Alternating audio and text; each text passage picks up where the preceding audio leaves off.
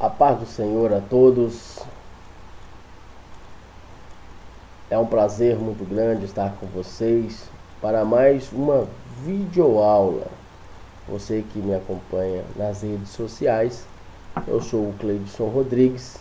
É um prazer poder estar com você mais uma vez para compartilharmos da poderosa, da infalível Palavra de Deus. Hoje na nossa videoaula nós vamos estar estudando sobre um assunto muito importante para as nossas vidas. Nós vamos estar estudando sobre a salvação, sobre predestinação e também estaremos falando um pouco sobre a vida eterna. Então nós estaremos falando sobre esse assunto que é de muita importância em nossas vidas, revendo alguns conceitos e, claro, tendo como base da nossa ministração a poderosa, a infalível Palavra de Deus. Então nós vamos começar falando em nosso estudo neste momento sobre o que é salvação. Você sabe o que é salvação? Salvação é o processo pela qual Deus nos resgata da vida do pecado para a vida eterna. Salvação é a aplicação da obra de Cristo na vida do indivíduo.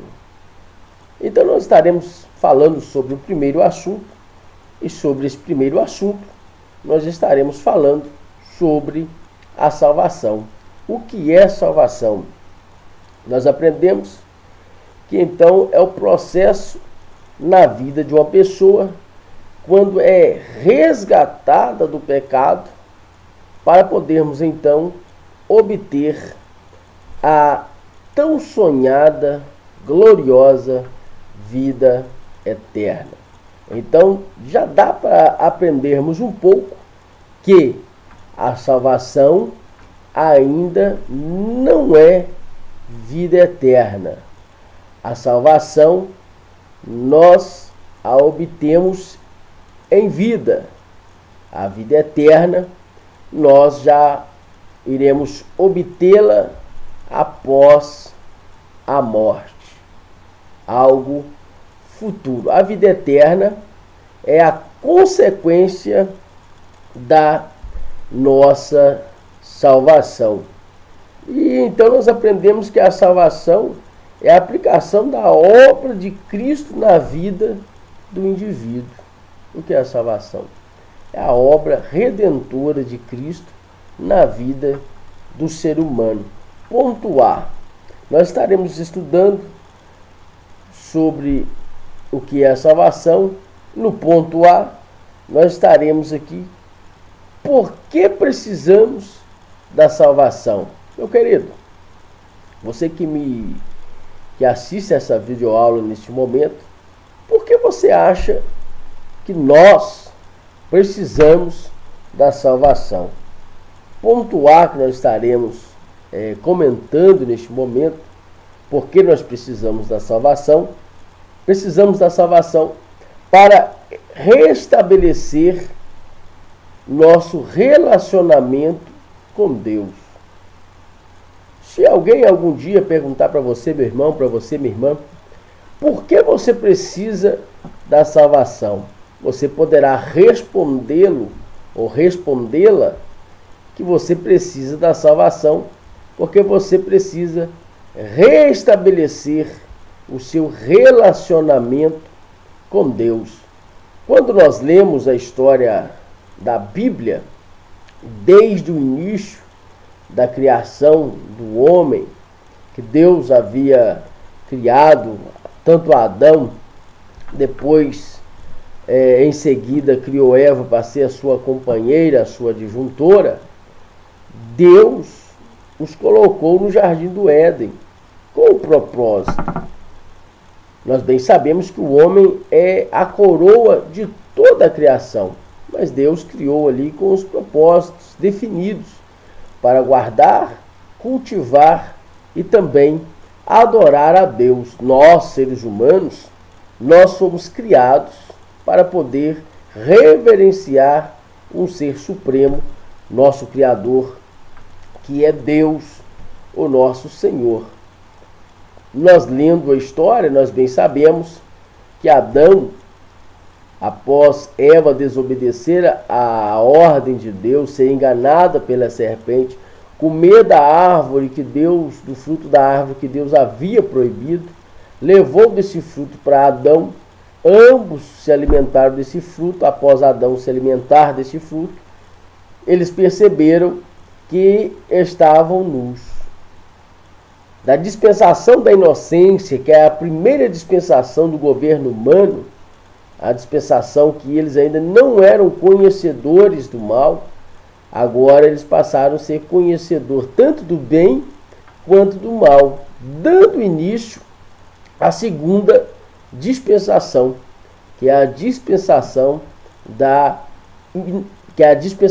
consciência. Passaram da dispensação da inocência, que é a primeira, para a segunda dispensação da consciência, aonde o homem poderia escolher entre o bem e o mal. Nós bem sabemos que o homem, infelizmente, escolheu um caminho do mal. O homem escolheu um caminho de pecado.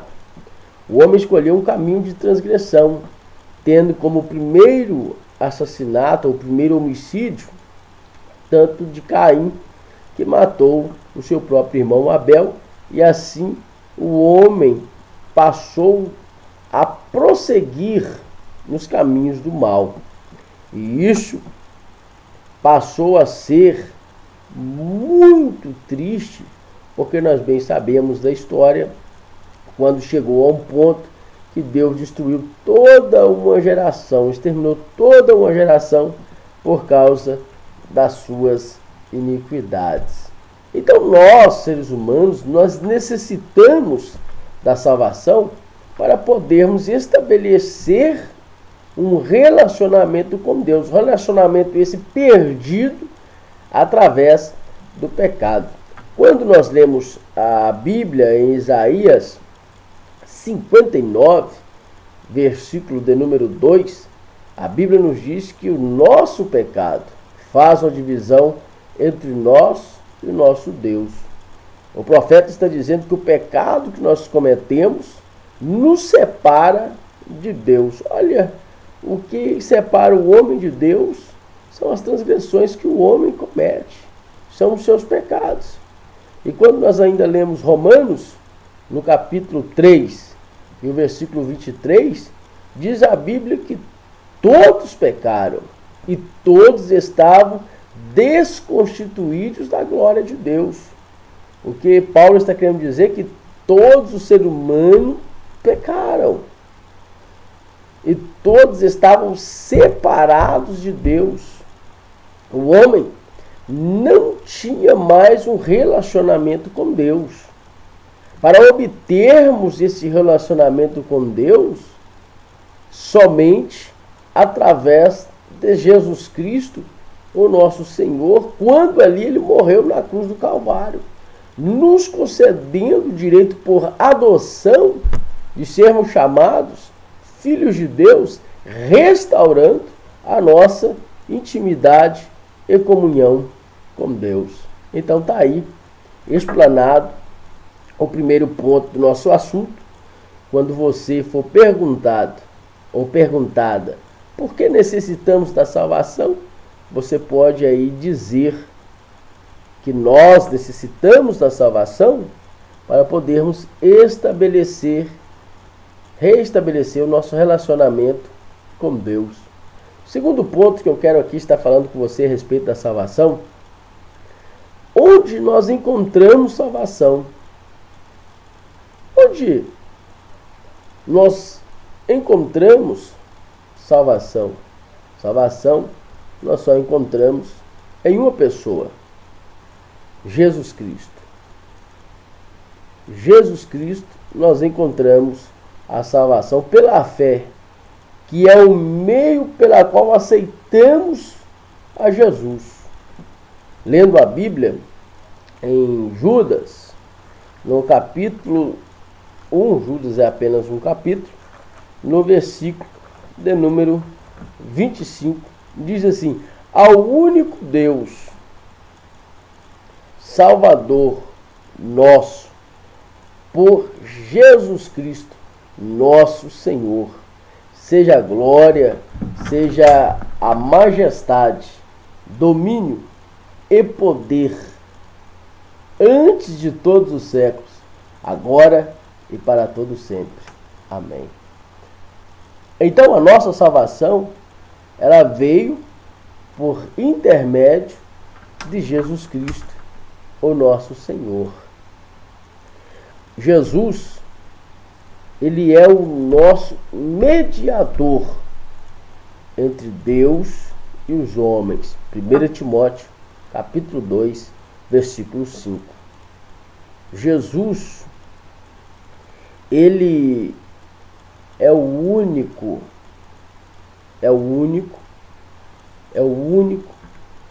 que desceu e subiu.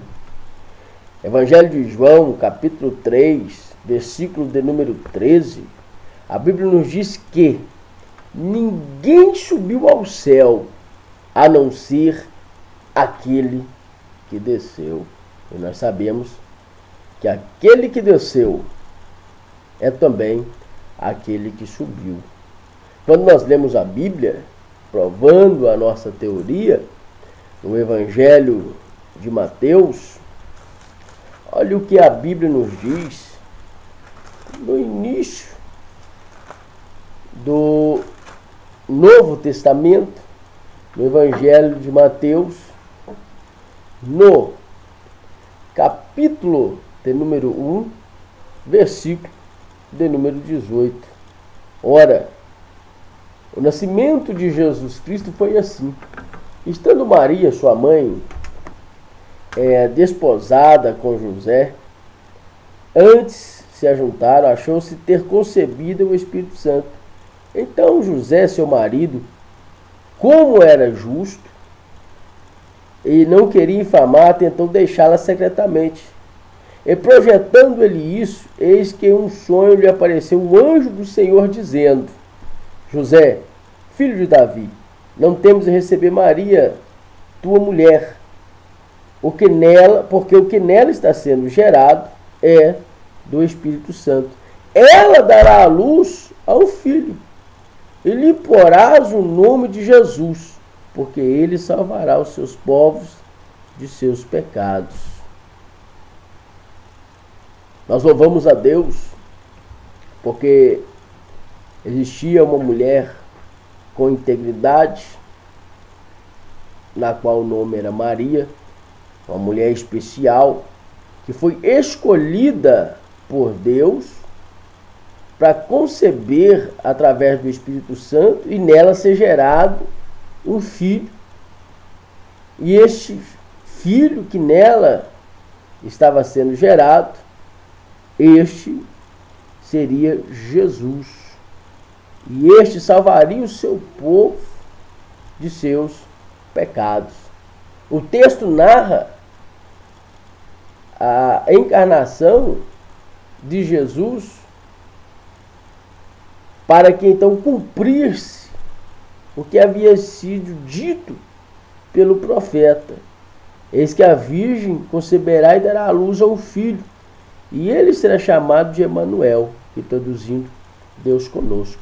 Deus não havia esquecido da sua promessa, que havia feito para Adão e Eva, ainda lá no Jardim do Éden. No capítulo de número 3 do livro de Gênesis, narra a queda do homem, mas também narra a provisão divina, a válvula de escape para a humanidade. Ninguém subiu ao céu a não ser aquele que desceu, Jesus Cristo. Quando nós lemos o Evangelho de Mateus, nós estamos narrando aquele que desceu, Jesus Cristo. Quando nós lemos a Bíblia, no livro de Atos dos Apóstolos, no capítulo de número 1, a Bíblia ela está nos dizendo que no versículo de número 8, a seguir, para você entender melhor o texto, porque cada texto ele tem o seu contexto, cada contexto ele tem a sua história, versículo ou texto. Sem contexto, ele vira pretexto. Então, muitas heresias são ensinadas através de um versículo isolado da Bíblia. Mas nós lemos o texto com o contexto para não virar pretexto e você entender o que eu estou dizendo para você neste momento. No versículo 8, diz a Bíblia: mas recebereis a virtude do Espírito Santo que há de vir sobre vós, e ser-me-eis testemunha em Jerusalém, como toda a Judéia e Samaria, até os confins da terra. E quando dizia isto, vendo eles, foi levado às alturas, e a nuvem o recebeu e o ocultou aos seus olhos. E estando com seus olhos fitos no céu, quanto ele subia, eis que junto deles puseram 2 varões vestidos de branco, aos quais lhe disseram: varões galileus, o que estáis olhando para o céu? Esse Jesus que dentre vós foi recebido em cima no céu. Aí depois o texto narra que ele que havia de vir, assim como no céu o viste ir. Este Jesus, que foi concebido, gerado no ventre de uma mulher chamada Maria, aquele que desceu, é o mesmo Jesus que no texto de Atos dos Apóstolos, o Lucas, ao escrever o livro de Atos, está narrando que este Jesus, ele subiu. Então ninguém subiu ao céu, a não ser este Jesus que eu vos falo nesse momento. Este Jesus que é o nosso mediador entre Deus e os homens.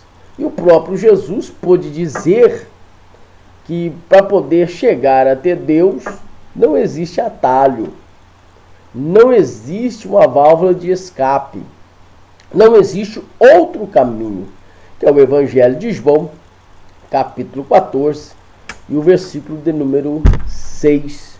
O próprio Jesus ele está dizendo: eu sou o caminho, não é Pedro. Eu sou o caminho, não é Paulo. Eu sou o caminho, não é João, não é Tiago, não é nenhum dos outros profetas que lhe antecederam. Jesus, ele está dizendo: eu, Jesus, sou o caminho, a verdade e a vida. Ninguém vai ao Pai a não ser por mim. Meu querido, nós só encontramos salvação para a nossa alma em Jesus Cristo, o nosso Senhor. Outro ponto que eu quero estar falando aqui a respeito da salvação é que a salvação do ser humano, a salvação do homem, a salvação da humanidade é obtida pela graça de Deus. As dispensações humanas foram criadas por um método para nós entendermos melhor as Sagradas Escrituras e assim entendermos o que nós estamos lendo. Então, de acordo com os dispensacionalistas, nós estamos vivendo na dispensação da graça, que é a sexta dispensação.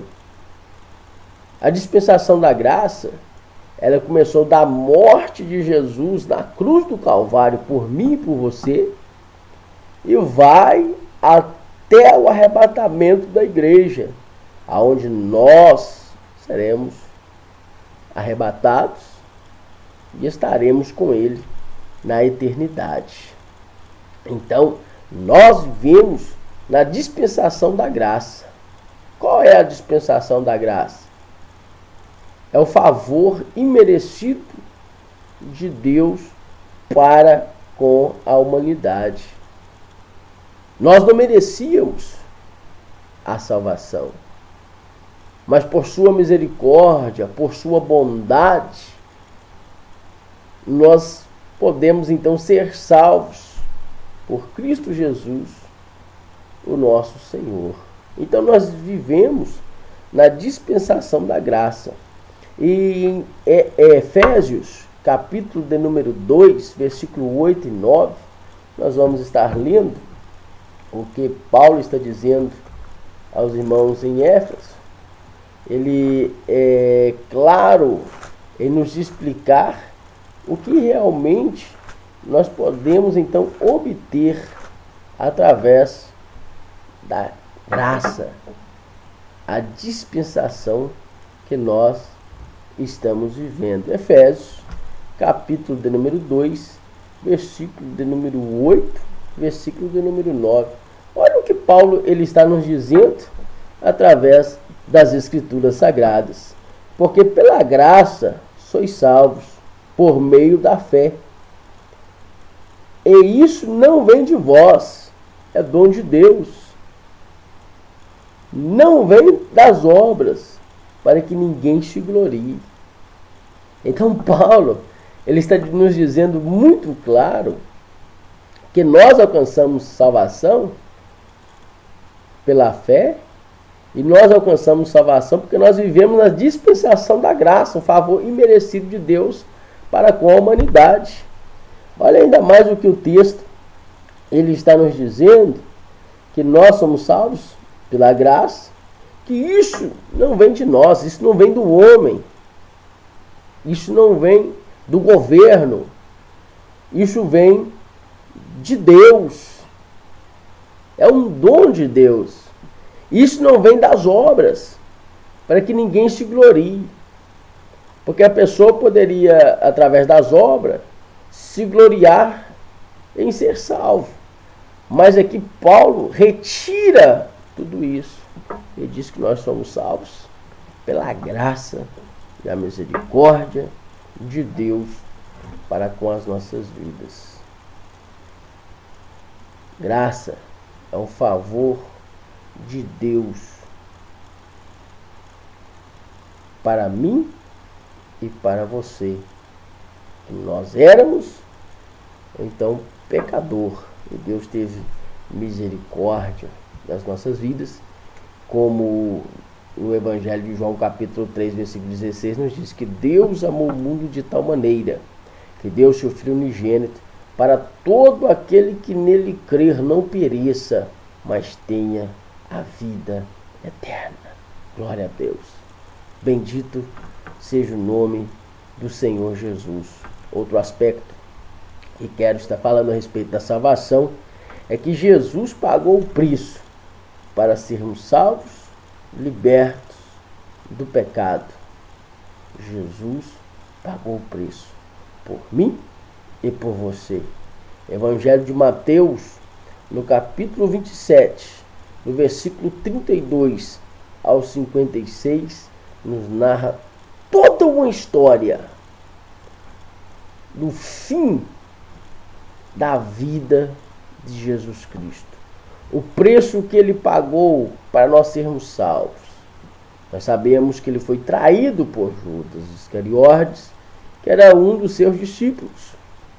Foi levado a ser julgado. Soltaram Barrabás e crucificaram a Jesus. Diz a Bíblia que então Jesus foi pregado no madeiro, por mim e por você. Jesus foi colocado uma coroa de espinhos em sua cabeça, por mim e por você. Jesus foi chicoteado por mim e por você, por nossos pecados, por nossas transgressões. Jesus pagou o preço por mim e por você, porque nós alcançamos salvação Porque Jesus, ele preencheu o cheque, comprou a minha e a sua salvação. Alguns dizem por aí que a salvação é de graça. Não, a salvação ela teve um preço. E esse preço foi muito grande.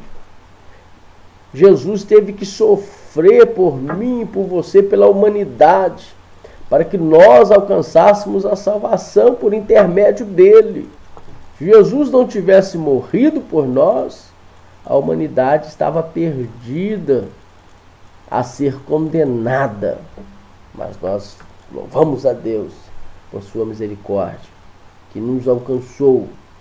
E Jesus assinou a nota promissória de liberdade, minha e sua, de toda a humanidade. Você que me ouve agora nesse momento, você pode imaginar e pensar, mas o que eu devo fazer para ser salvo? É simples. O que o homem deve fazer para ser salvo, primeira coisa, é crer. Crer é acreditar. Crer é confiar. Crer é aceitar as verdades ditas por outra pessoa. Nós temos a Bíblia como regra de fé. Nós acreditamos, nós confiamos e nós aceitamos o que nela está escrito. Primeira coisa para você, meu irmão, minha irmã, você que me ouve nas redes sociais. Se você quer alcançar a salvação, a primeira coisa que você deve fazer é crer. Diz a Bíblia em Atos dos Apóstolos 16:16, crer no Senhor Jesus, será salvo tu e a tua casa. Confie no Senhor Jesus e será salvo tu e a tua casa. Talvez você é uma serva do Senhor, mas o seu marido e seus filhos não são. Quero dizer para você, minha irmã, continue orando, continue pagando o preço, não desanime, não desista, porque as promessas do Senhor, elas são reais, elas se cumprem, porque Deus vela por sua palavra a se cumprir. Seu esposo há de aceitar a Cristo e há de estar na presença do Senhor junto com você, louvando a Deus. Talvez seus filhos estão distantes, estão nas drogas, estão na prostituição. Não se preocupe, continue orando, porque o Espírito Santo trabalha nos seus corações. Um dia você vai vê-los louvando e exaltando ao Senhor Jesus, juntamente com você na igreja. Porque nós devemos confiar no Senhor Jesus e será salvo nós e a nossa casa. Quando nós lemos a Bíblia, ela é bem clara em nos apresentar vários textos. Romanos, capítulo 10, versículo de número 9, a Bíblia está nos dizendo que Paulo, falando aos romanos, está dizendo assim, a saber, se com tua boca confessares ao Senhor Jesus e com teu coração crer que Deus o ressuscitou dos mortos, serás salvo. Que coisa linda, que coisa maravilhosa é este Deus que nós servimos, que enviou Jesus para morrer na cruz do Calvário, para nós crermos na sua morte, para sermos salvos. A segunda coisa que você deve fazer para ser salvo é arrepender-se. O que é arrependimento? É uma lamentação pelo mal cometido. É a desistência de algo feito. O que é arrependimento? É uma mudança de atitude. É uma mudança de pensamento, de comportamento. É uma mudança no coração. É uma luta contra o pecado. Arrepender-se é você lamentar pelo mal que você fez, pelo pecado que você fez, pelo feito que você fez. Isto é arrependimento, mudança de vida, mudança de atitude. Certa feita, um homem chamado Nicodemos foi ter com Jesus e ele perguntou: Mestre, ninguém pode fazer tais sinais que o Senhor faz se Deus não for com ele. Jesus então respondeu: na verdade eu te digo, aquele que não nascer de novo não poderá entrar no reino de Deus. Nicodemos ficou confuso. Mas eu vou voltar a entrar no ventre da minha mãe, sendo eu já velho? Jesus então pôde dizer: na verdade, eu te digo, aquele que não nascer da água e do Espírito não pode entrar no reino de Deus. Porque o que é nascido da carne é carne, e o que é nascido do Espírito é Espírito. Jesus estava falando da regeneração na vida do homem. Paulo ele pôde dizer em 1 Coríntios capítulo 5, versículo 17, ele pôde expressar as seguintes palavras: aquele que está em Cristo, nova criatura é, as coisas velhas se passaram e tudo se formou novo na vida daquele que se arrependeu de seus pecados. Terceira coisa, a pessoa deve confessar Jesus como o seu Salvador. A palavra confessar vem do verbo de regência múltipla ou proporcional. Confessar é você contar os seus pecados. O que é confessar? É você contar os seus pecados. Quando você conta os seus pecados, você está dizendo que está querendo uma absolvição dos seus erros. Você, nós, estávamos sentados no banco de réu para ser condenados. Já a Bíblia, Romanos 6:23, que o salário do pecado é a morte, mas o dom gratuito de Deus é a vida eterna em Cristo Jesus, o nosso Senhor. Nós estávamos sentados no banco de réus para ser condenados. Mas nós cremos em Jesus. Nós nos arrependemos do mal que nós estávamos cometendo. Então agora chegou o momento de nós confessarmos a Ele como nosso Salvador. E nós contamos a Jesus as nossas culpas, os nossos erros, as nossas transgressões. Porque nós estávamos buscando a sua absolvição. Nós queríamos ser absolvidos dos nossos erros. E quando nós lemos a Bíblia, lá na Epístola de João, 1 João, no capítulo 2, versículo de número 1, olha o que a Bíblia ela está nos dizendo: meus filhinhos, estas coisas vos escrevo para que não pequeis. E se alguém pecar, temos o advogado para com o Pai, Jesus Cristo, o justo. O que João estava escrevendo? João estava dizendo: meus filhinhos, estas coisas eu estou escrevendo para vocês não pecarem. Mas todavia, se alguém pecar, temos um advogado perante ao Pai, Jesus Cristo, o justo. Então, Jesus é quem nos defende e julga as nossas causas diante de Deus, dando-nos a absolvição das nossas culpas, dos nossos erros. Então devemos confessar a Cristo como Salvador, porque esta atitude é necessária para alcançarmos a salvação. Amém? Vamos prosseguir? O segundo ponto que eu quero aqui estar falando é sobre a salvação, que nós falamos no ponto que aqui nós falamos, e agora sobre a predestinação. O que é predestinação?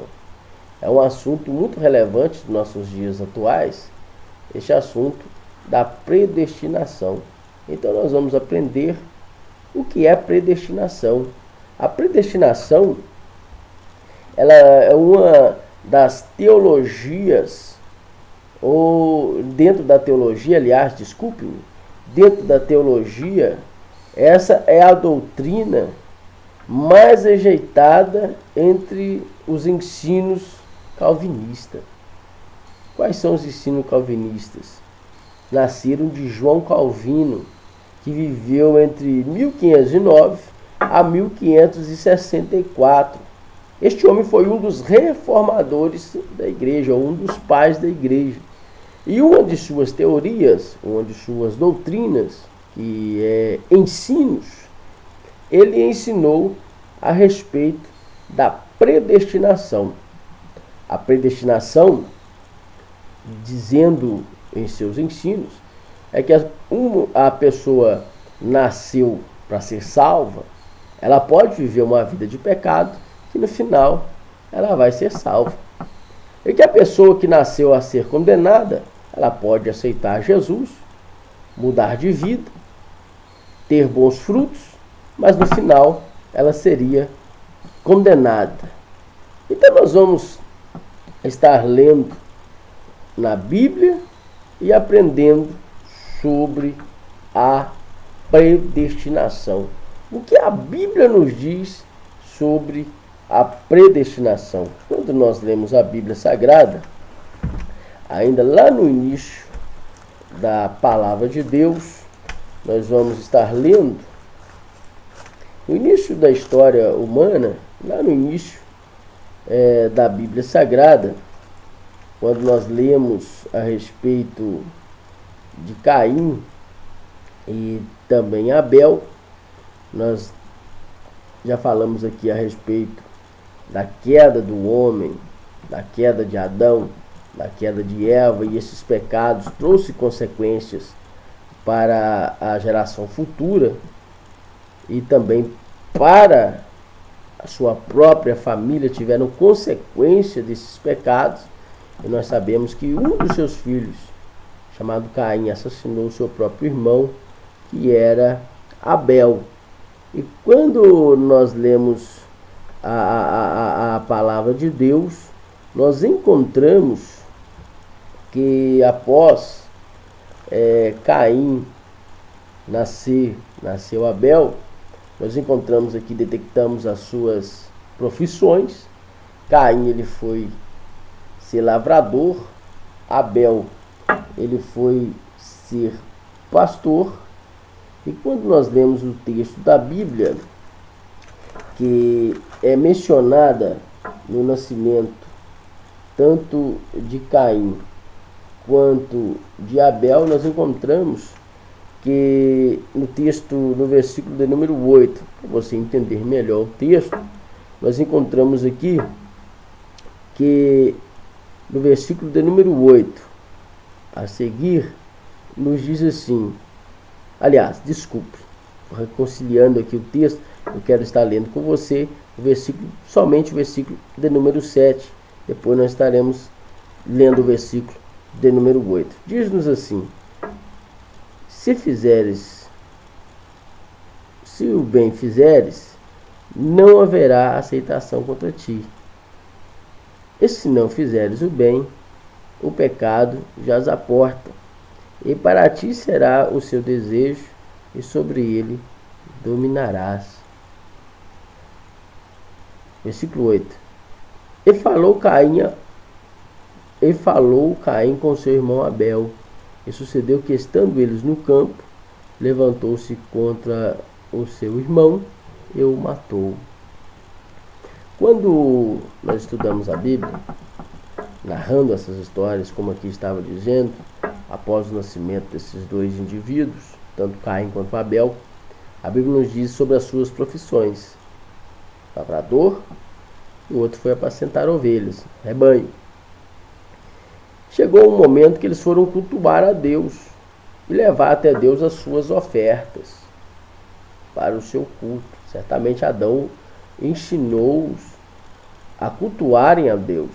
E nesse culto, que ele levou as suas ofertas, a oferta de Caim foi rejeitada. E Deus agradou da oferta de Abel. Aquele episódio trouxe gerou um ciúme e um ódio no coração de Caim. E a Bíblia nos diz no versículo de número 6 que o Senhor disse assim a Caim: por que te iraste?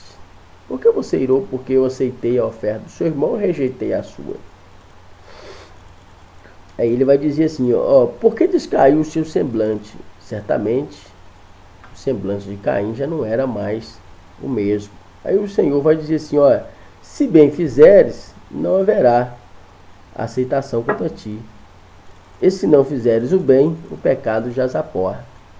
O que nós aprendemos neste versículo de número 7? Deus estava dando a Caim o poder de decisão, o poder de escolha. Caim poderia fazer tanto o bem quanto o mal. Isso se chama livre-arbítrio, poder de decisão, também o poder de escolha. Quando nós falamos sobre a predestinação, nós estamos tirando do ser humano, tirando das pessoas, o poder de decidir o que elas vão querer de suas vidas.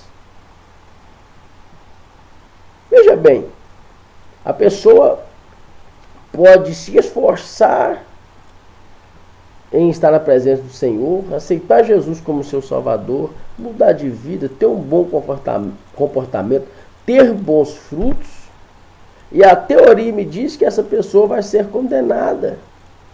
Ela pode perder a sua salvação. E a pessoa pode viver uma vida de transgressão, de pecado, e no final ela ser salva, porque ela foi predestinada. Aquele que foi predestinado a ser salvo, vai ser salvo. Aquele que foi predestinado a ser condenado, vai ser condenado. E quando eu leio este versículo de número 7 do livro de Gênesis, capítulo 4, Deus ele está dando uma escolha para Caim. Caim, o que você quer fazer?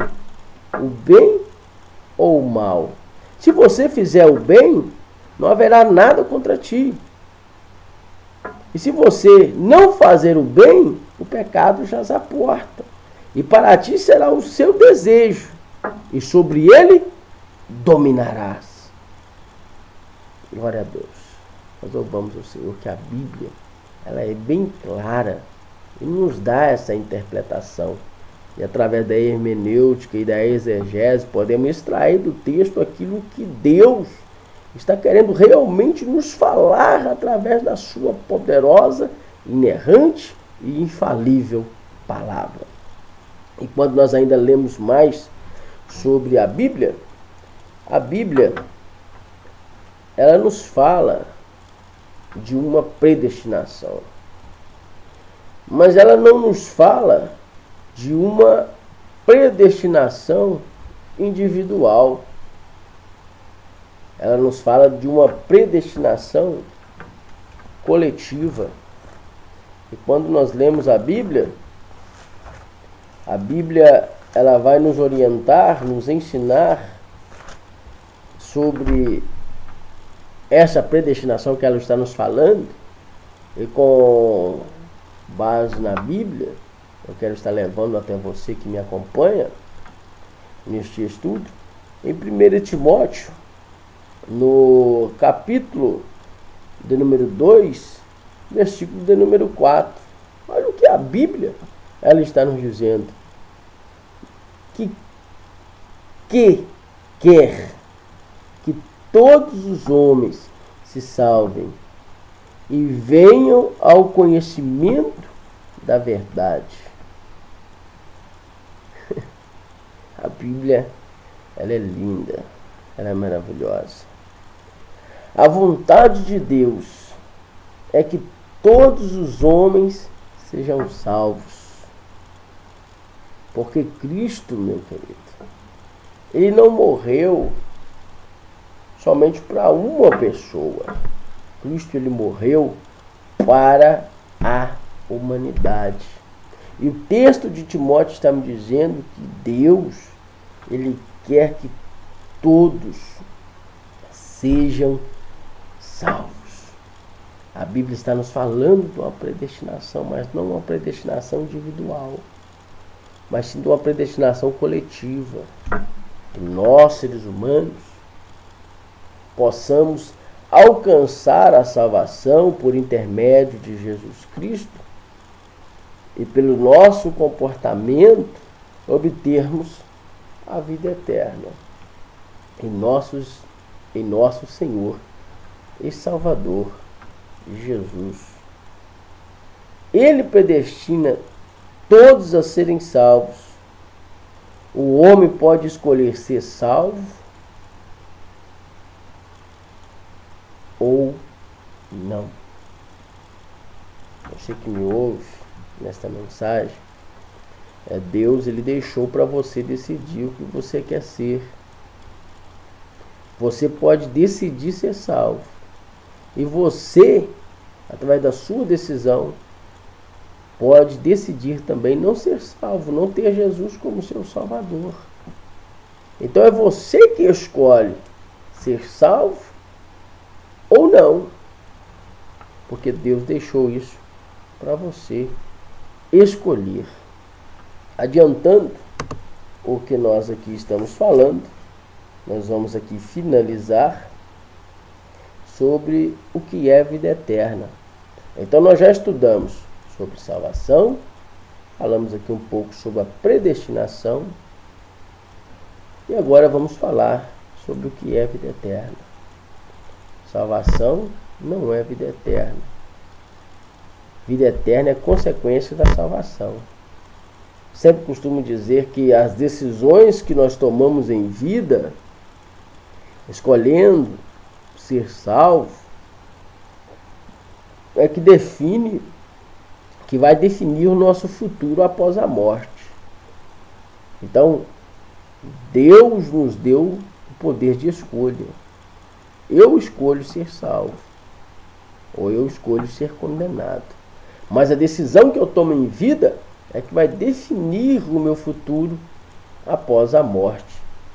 Então nós vamos aqui falar sobre o que é vida eterna. Ponto A.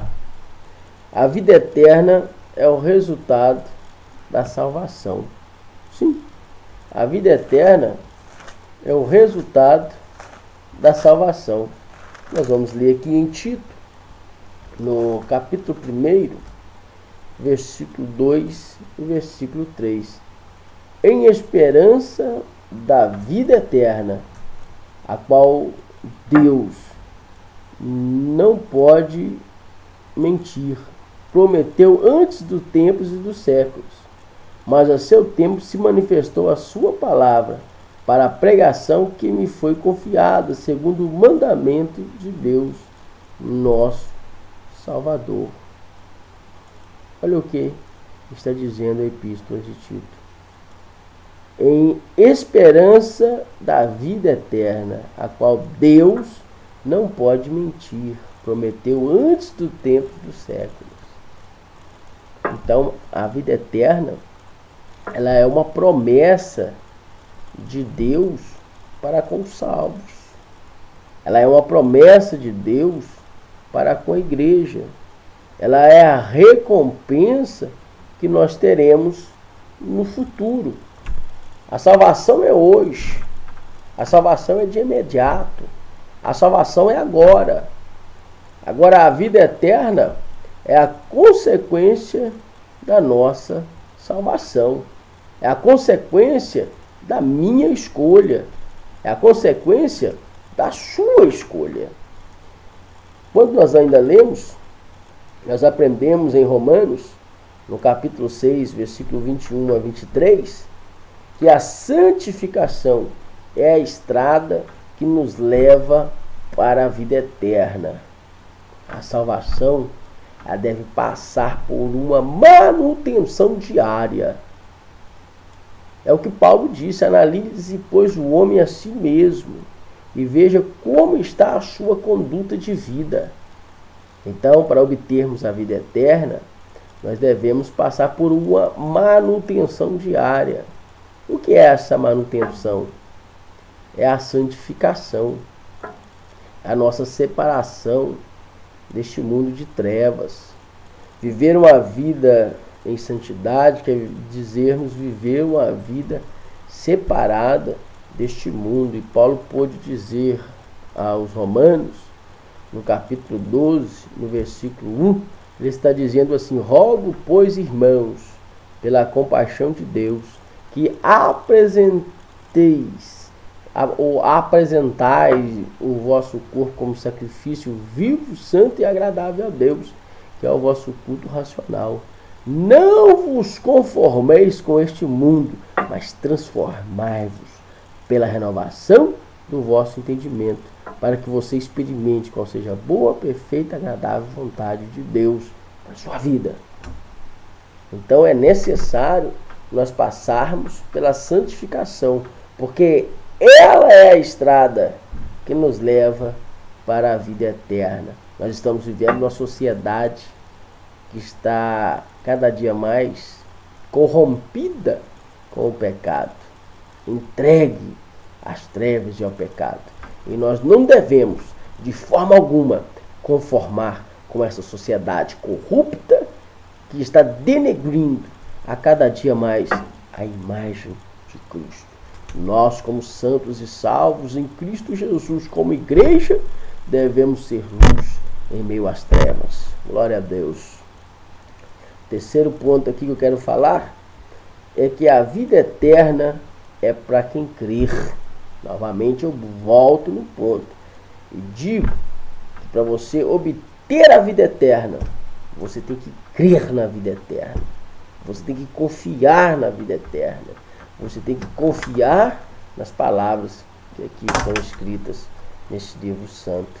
E quando eu leio ainda mais a Bíblia, mais vontade de lê-la tenho, e a Bíblia ela vai me dizer na epístola de 1 João, a epístola vai nos dizer no capítulo 5 e versículo 13, a palavra de Deus vai me dizer assim: estas coisas vos escrevi para que saibais que tendes vida eterna e para quem creais no nome do Filho de Deus.